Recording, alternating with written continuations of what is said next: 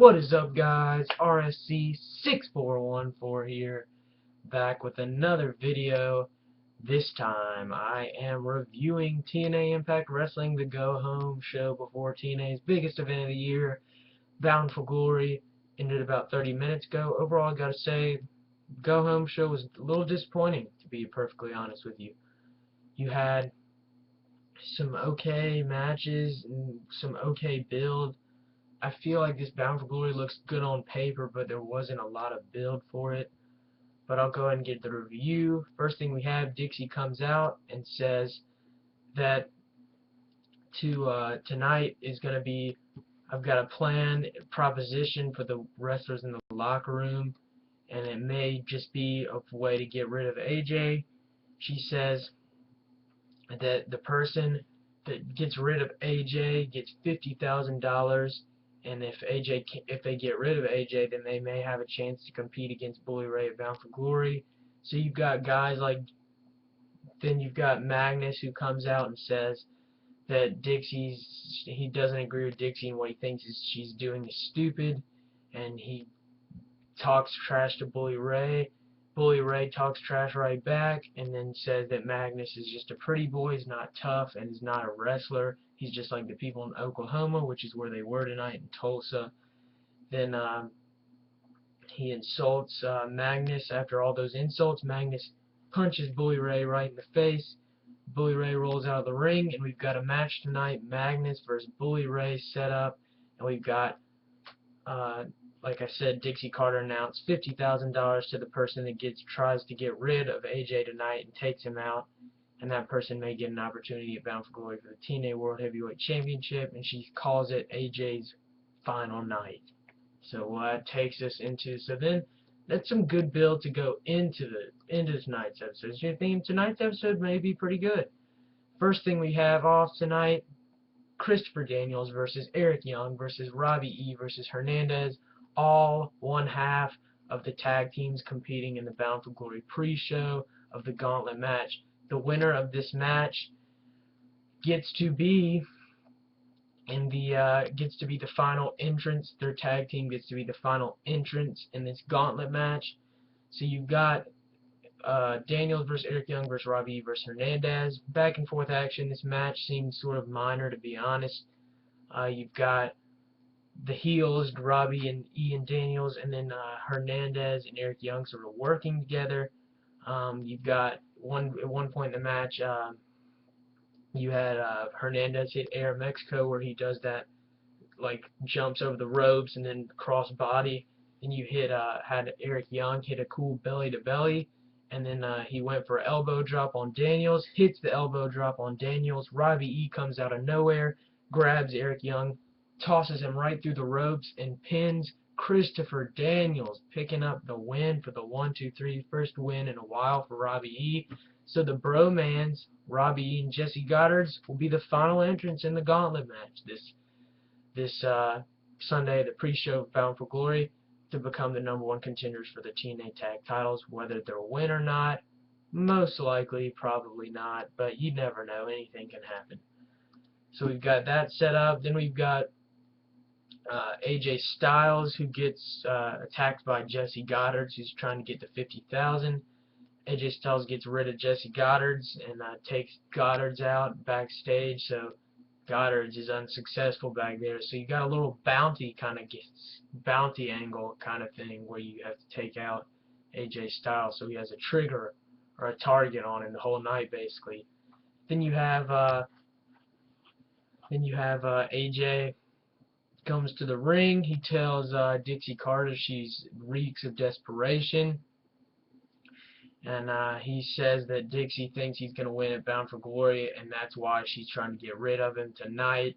Then you've got Nux and Garrett Bischoff come out to the ring. You think they're here, and then AJ Styles attacks them right before they get through the ropes.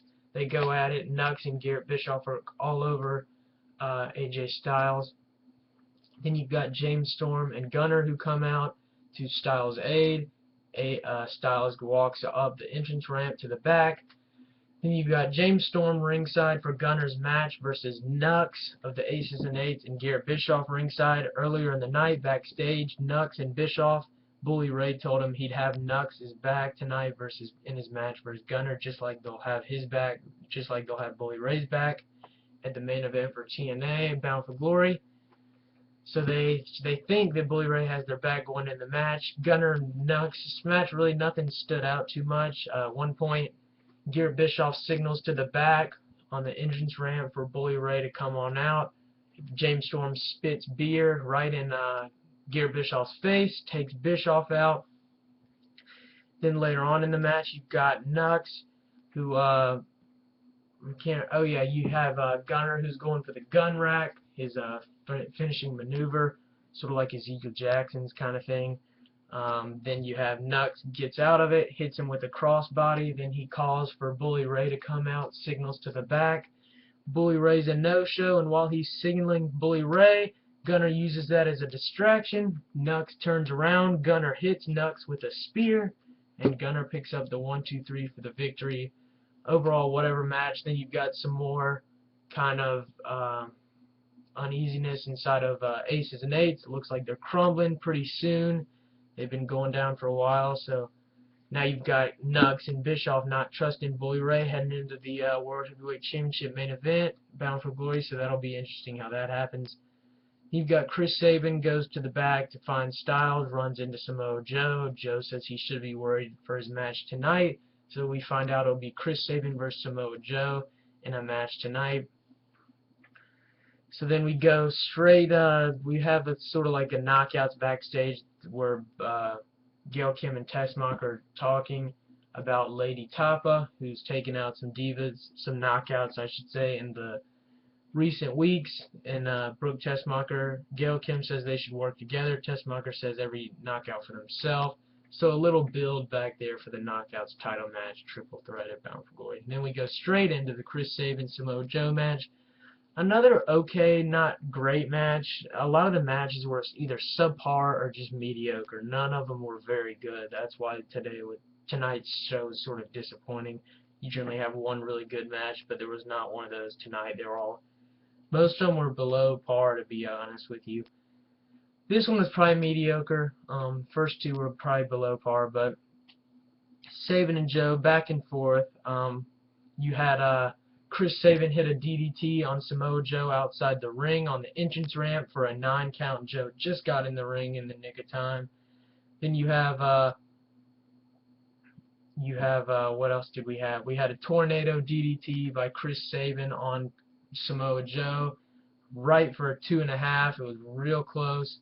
And then you had towards the end of the match, you had Sabin go for a roll-up for a near fall, and then Samoa Joe put him in the clutch submission maneuver, making Samoa Joe put Chris Sabin in a clutch submission maneuver, making Sabin tap immediately, so Samoa Joe picks up the win.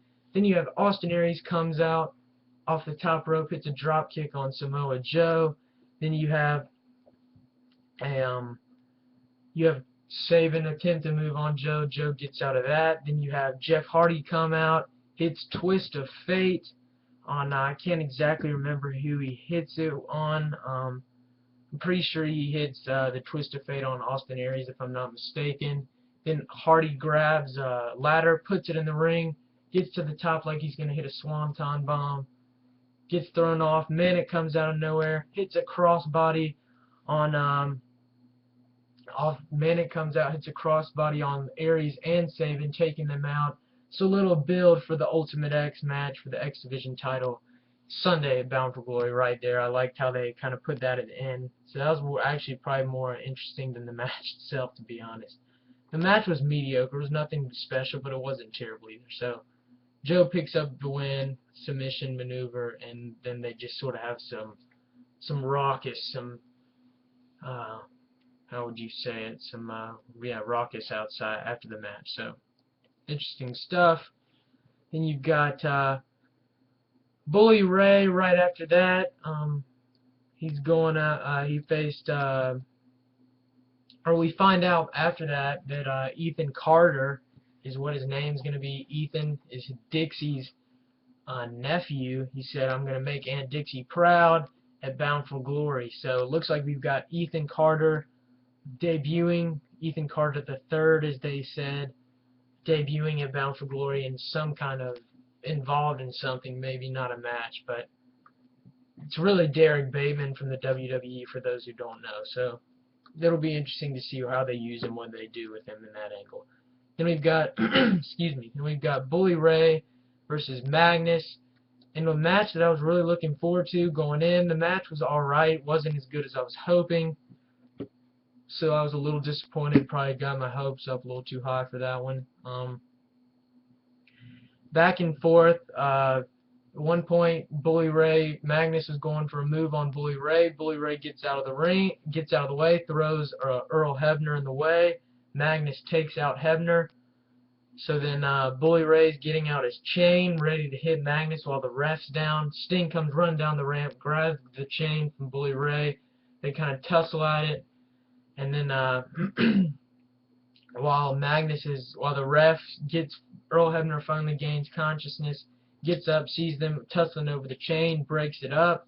He's talking to Sting like, why are you out here? Don't interfere. He's got his back turned. Bully Ray hits a low blow on Magnus, pins Magnus for the 1-2-3, and Bully picks up the win using some nice heel tactics for their match, kind of building, get him some momentum heading into Bound for Glory. So that was good that he won. He needed that one.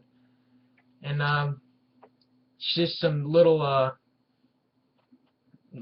drama with Magnus and Sting, just some for their match at Bound for Glory. So that they also did that well too, I thought. So they've had some decent build for those two, and should be good, Magnus, Sting, and Bound for Glory. Then we've got our next kind of thing, which was Kurt Angle comes out. He basically talks about how he was unhappy about Bobby Roode, kind of dissing him about the Hall of Fame he worked hard for. He deserves it. It's one of his lifelong accomplishments or something. Roode comes back and says he's better than Angle. Basically, Angle was better 5 years ago. Angle was the guy you had to be like in wrestling 5 years ago, but now I'm the guy, Bobby Roode, talking about himself, that every wrestler should model after and be like. So then that kind of, what else happened after that? I think they, oh yeah, then Bobby Roode brings up how he beat Kurt Angle at Bound for Glory 2 years ago to retain the world title, and Bobby Roode had that pretty long title reign. Then Roode got angry and jumped Angle. When Angle said, how are you going to feel when I'm making you tap out? Roode got angry, hit Angle, Bad Influence comes out. Then Angle's got Bobby Roode in the ankle lock. And then Bad Influence comes out, takes out Kurt Angle. They're all jumping him in the middle of the ring. And then you have sort of that kind of thing. Roode grabs the mic and says, I'm going to make you tap out, Angle, at Bound for Glory. Drops the mic. So some good build, strong promo. I'm interested to see that match. It'll be good. Probably one of the better ones of the night. A show stealer for sure with those two guys in the ring. Should be awesome stuff. So then we've got our final thing of the night, contract signing, TNA World Heavyweight Championship, AJ Styles and Bully Ray. Basically, they both sign the contract, and they do what they always do in a contract match, kind of cut each other's promos, kind of insult one another, building for the main event. Good stuff, I thought. Good on the mic, especially Bully Ray, throwing insults left and right, talking about how he explains how, kind of makes an analogy to Ric Flair and Dusty Rhodes, how Flair kind of put Dusty Rhodes in a bad position, and AJ says, you're no Ric Flair, and you're just a big dumb bitch, is what AJ called Bully, and Bully Ray says, I'm the Darth Vader of wrestling, and AJ Styles, you are no Luke Skywalker. That's how he said it. I laughed. I thought that was pretty good. My impression was not very good, I'll give you that. So don't do not comment below giving me a hard time for my terrible Philly accent. Or New York accent, I should say. Then you have, what else happened? Then you had Bully Ray just kind of throwing more insults left and right. He says, now I regret signing this contract because there's no need. I'm not gonna have to have my match at Bound for Glory. I'll just finish you right now. And he goes right at AJ. AJ ducks, hits Bully Ray with the briefcase, opens the briefcase, tosses it out, and all the $50,000 of cash flies out, and we end the night with AJ walking up the entrance ramp, just kind of laughing, and Dixie scrambling to get the money back in the briefcase, and that ends it. So some good build at the end. You have AJ Styles ending over on top, the face as usual, and yeah. So overall, great. The show wasn't very good. Overall, great. I give it is a 5 out of 10. Just a mediocre show, nothing special. And yeah, hope you enjoyed my review. Check out my other videos and subscribe. Thanks, guys.